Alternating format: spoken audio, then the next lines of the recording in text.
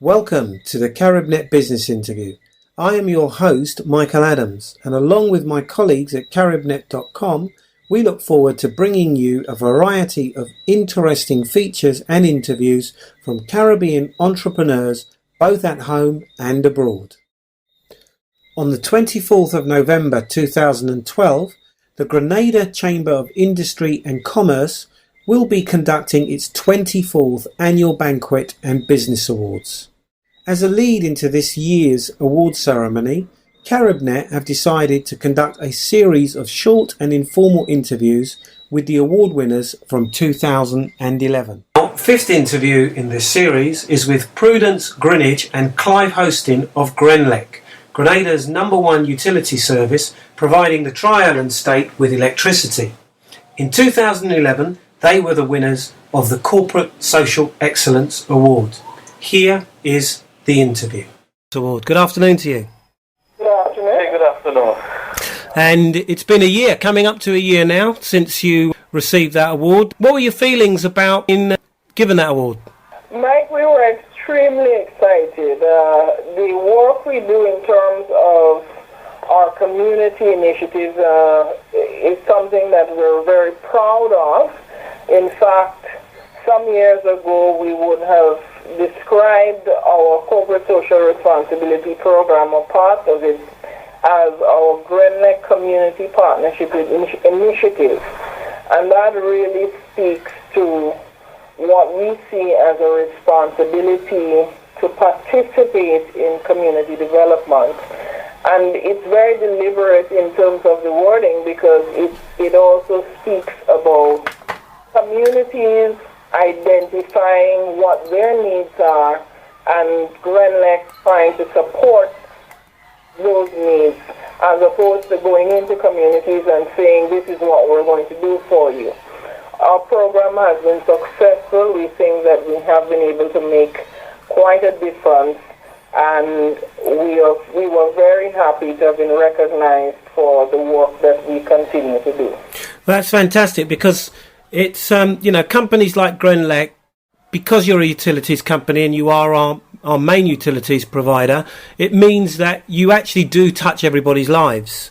So I think it's important when an organisation like yours gets recognised on that level. So how has the year transpired for you guys?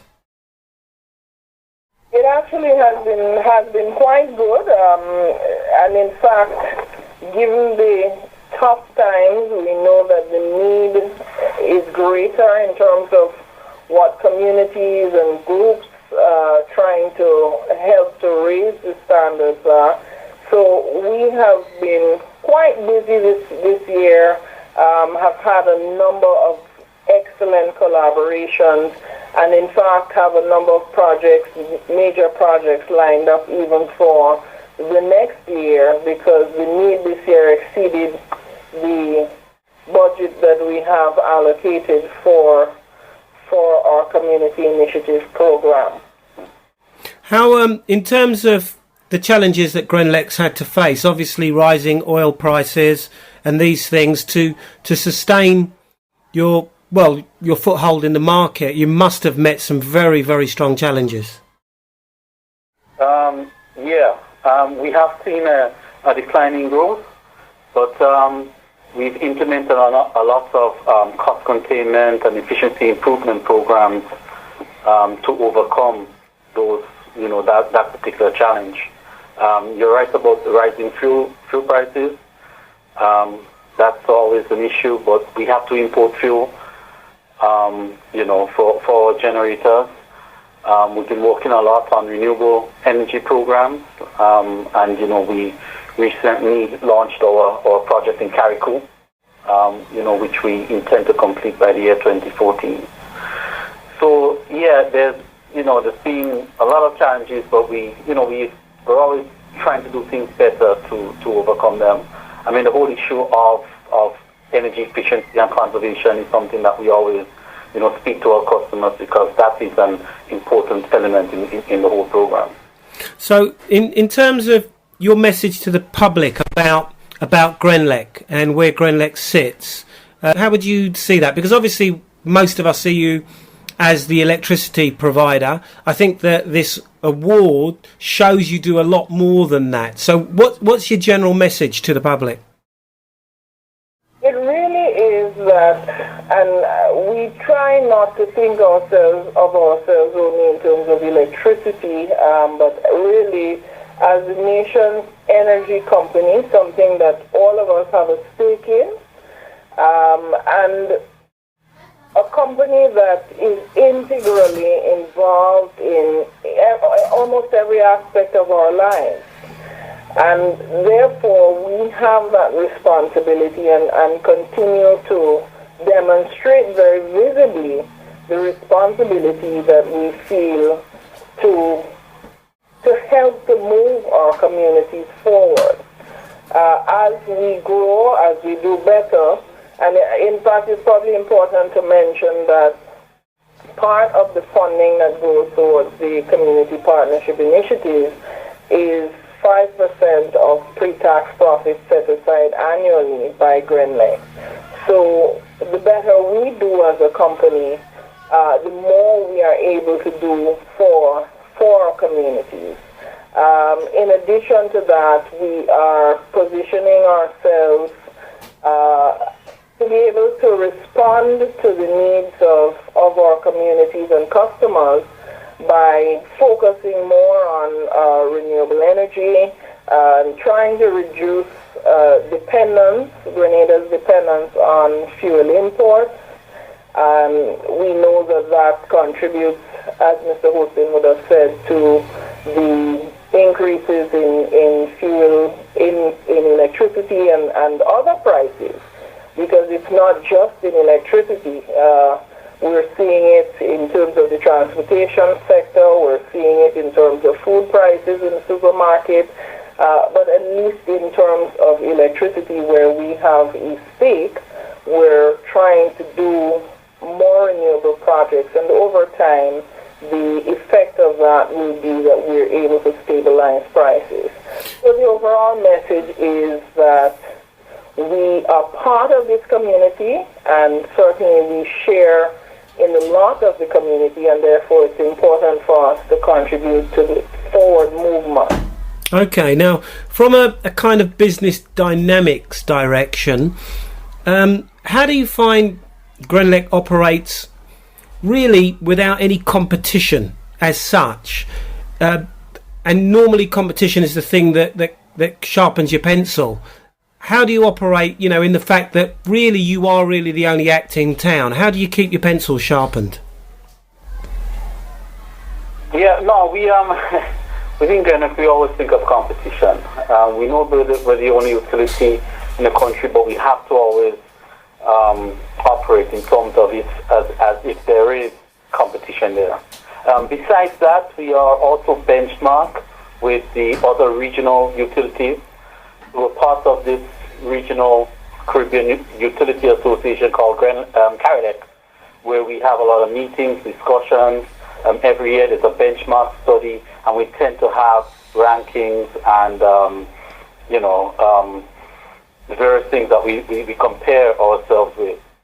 So, when it comes to our operations, essentially, maximum efficiency is always key. In terms of reducing system losses, in terms of reliability, making sure that we have a safe, reliable supply, our response to outages, response to various customer service activity is always key. In addition to that, let me mention that the Electricity Supply Act, which governs our business, does not allow Grenlec to pass on increasing costs as a result of inefficiencies to customers. In addition to that, we really do have an even greater incentive to be efficient, because even those costs that can be legitimately passed on, we have to absorb some of it, at least 2% of it, of inflationary costs, which can be legitimately passed on to customers.